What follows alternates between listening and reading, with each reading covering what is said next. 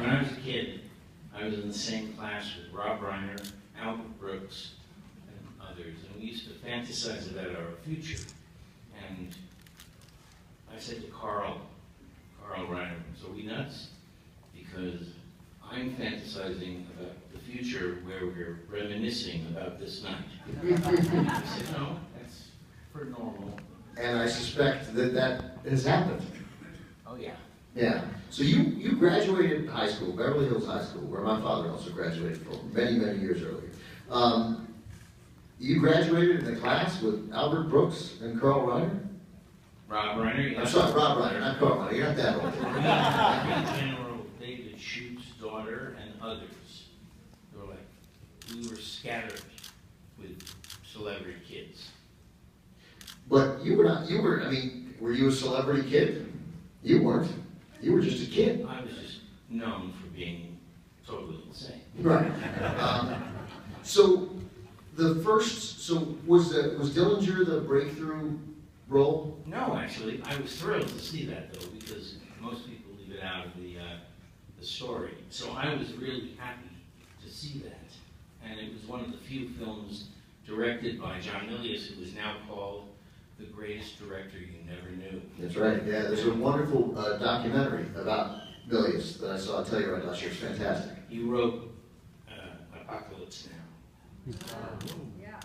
Yeah, I mean, I knew Milius as a director. I didn't know the litany of screenplay credits that Milius had. So he helped write the Shaw monologue about the Indianapolis. In Jaws, yeah.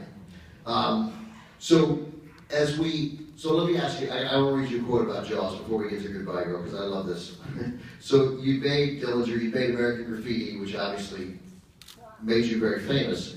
And then you did a movie called The Apprenticeship of W. Kravitz, which was not in there. But you're not, see, you're in the right audience. And Steven Spielberg tries to get you to be in Jaws. And you wisely turn Steven Spielberg down.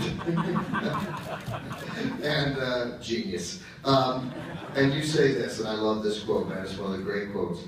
I was very naive in those days, and I just thought that great opportunities like that would happen all the time. I thought, and you go, I love this part. I thought it was going to be a rough shoot. Weather, islands, boats, sharks, the whole thing.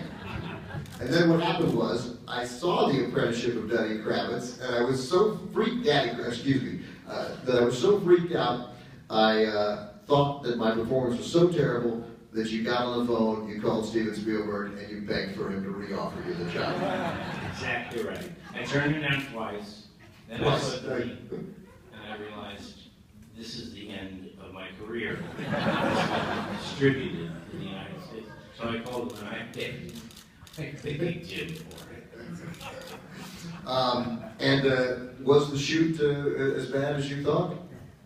Bad? No, I mean as troubling, as difficult as you thought. It's like saying it Shostakovich bad. I mean, it was overwhelming.